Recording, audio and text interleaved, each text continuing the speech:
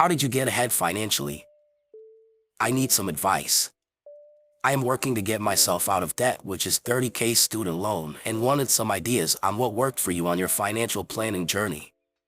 I just graduated school with a high-paying part-time job, owned my car, and ran a cheap but safe apartment. However, after all this inflation, I feel like I cannot get ahead. Is anyone else dealing with this? Those who have, how did you get through it? I worked full-time while renting an apartment with a roommate. For a few months, I worked a second job. When I got raises, I put all the additional money towards debts rather than increasing my lifestyle. I listed all my expenses. Not just the usual rent, utilities, phone, gas, food, but really everything. Included emergencies that weren't really emergencies, those costs that you were going to have but aren't reoccurring. The new phone next year, the new laptop in 2, the TV that's on its last leg, the roof of my house in 4 to 5 years, the car that I'm driving 30K miles a year that will need to be replaced, etc. I then made all that other shit into a monthly expense, and realized that those one-offs were greater than what I was actually saving. Then I said there has to be more to it than this, and went looking on the internet. I found Mr. Money Mustache's blog. And while I'm not really all about financial independence entirely, I did learn a different way to look at expenses and actionable ways to measure, track, and cut them. From there it became a game. Take my honest to myself numbers on paper, and do what I can to change them while sacrificing as little of the good things as I can. Turns out there was a lot of things I could cut or swap without having a real impact on my life. Then I took those savings and made an emergency fund, then threw them mercilessly at debt. I use Mint or personal capital to help me understand my situation. I track everything, and over the years I know it's helped me be effective at saving and managing expenses. Also, when you make more money, learn to buy assets with it, such as real estate, stocks, etc. Credit card debt is a huge milestone. Just $5,000 at 28% interest is over $100 a month in interest. That interest stops people from saving and often results in them falling farther and farther behind and paying more and more interest. A half a lifetime of paying interest instead of earning it is the difference between a lifetime of scraping by and a bit of security. I always liked the idea of pay yourself first. My retirement is always funded first, followed by a separate savings account. The rest goes into a checking account for everything else. Bearing a financial disaster, if you spend less than you make, you'll never go broke. That isn't to say you have to live like a miser. When I landed my first big boy job, I was still subletting a room for $350 a month, but splurged $2,000 on a gaming laptop. I paid for it with cash and still have it 8 years later. I graduated with around $65,000 in student debt. 9 years later, I'm debt-free with a net worth of $260K. My number one advice, as you grow your income, keep your costs flat and use the difference to either pay your debt off faster or invest.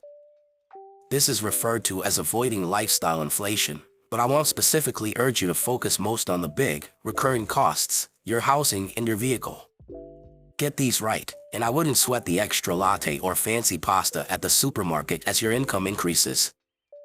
Take me, for example. I make $140,000. It's a good salary, but in my VHCOL city, I could easily blow most of it on a luxury apartment and flashy car. That'd look and feel nice, but I wouldn't be getting ahead.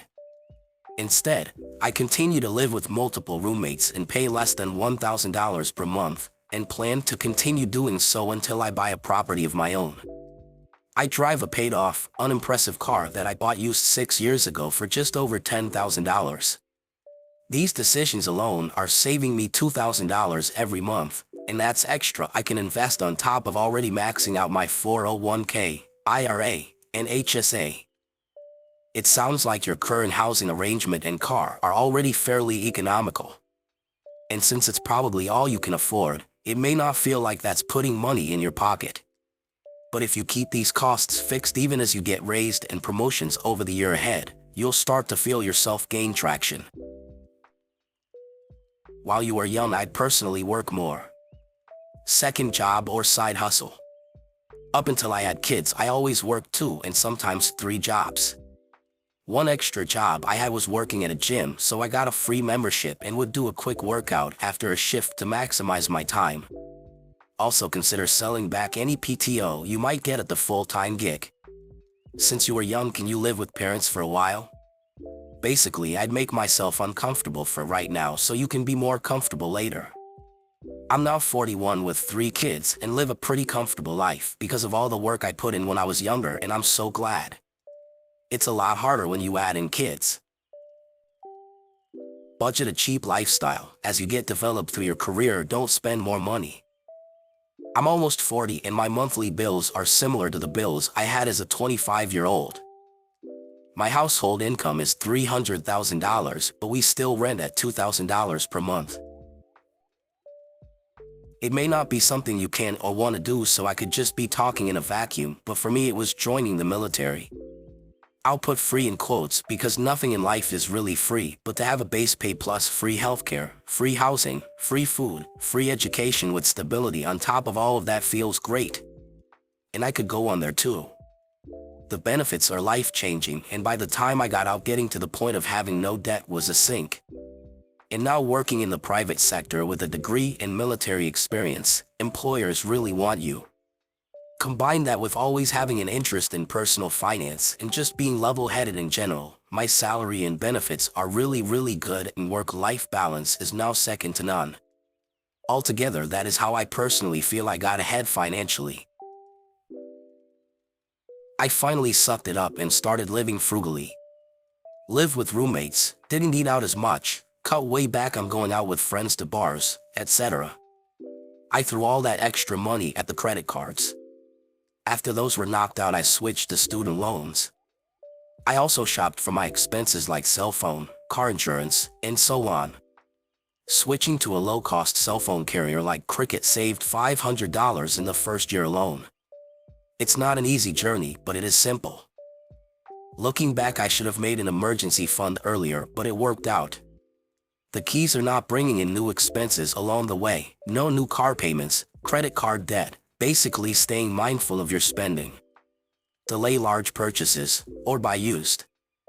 I think I got most of my debt trying to keep up with friends, bars, vacations, and whatnot. It's okay to spend, just be aware of the trade-off. Now I have the real freedom to travel and spend when they're dealing with the realities of putting off dealing with debt.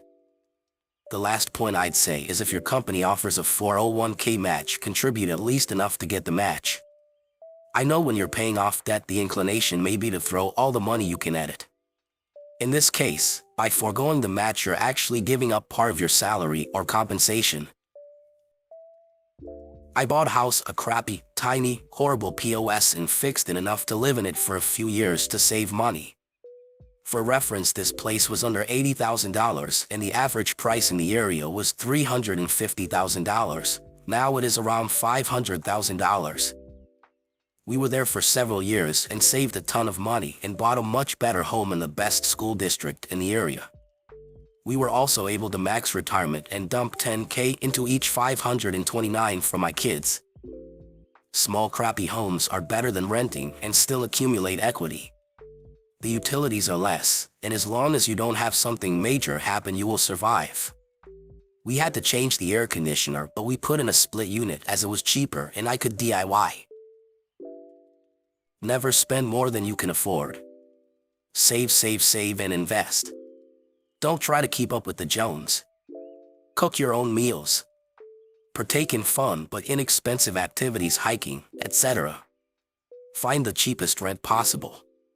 Pay off debt ASAP. In your case, get rid of the credit cards. Get an inexpensive car. My car is 15 years old. Participate in company 401k. The real answer is just that it takes time. You just graduated, so you're probably quite young. My 20s were a slog where I over time started to improve my financial situation. By my 30s, things had improved noticeably. It's just chipping away at it over a sustained period of time. During that time, you'll also be increasing your income, which helps to accelerate it. There's no magic answers that will get you debt-free by 25 short of some amazing inheritance or winning the lottery. It's not how much you make, it's how much you save. I automatically put away a large chunk every check in a savings account I don't look at.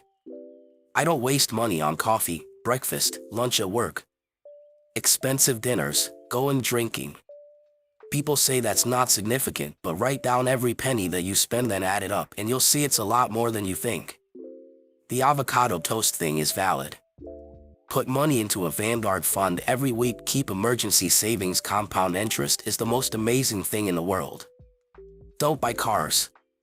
Get a reliable one and take care of it. A penny saved is a penny you don't have to make again. Getting ahead eventually needs to become a numbers game. What comes in must be more than what goes out. There are many ways to make this happen, but it's a balancing act of getting your income up, managing your time properly, managing your expenses, and still finding ways to enjoy life.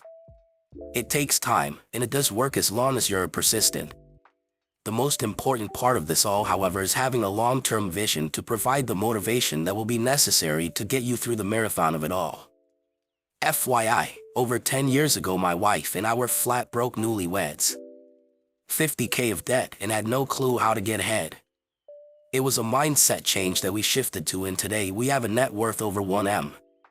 Granted, I am in a high-paying career, so this helped, but we never changed that mindset even to this day. Thanks for being with us.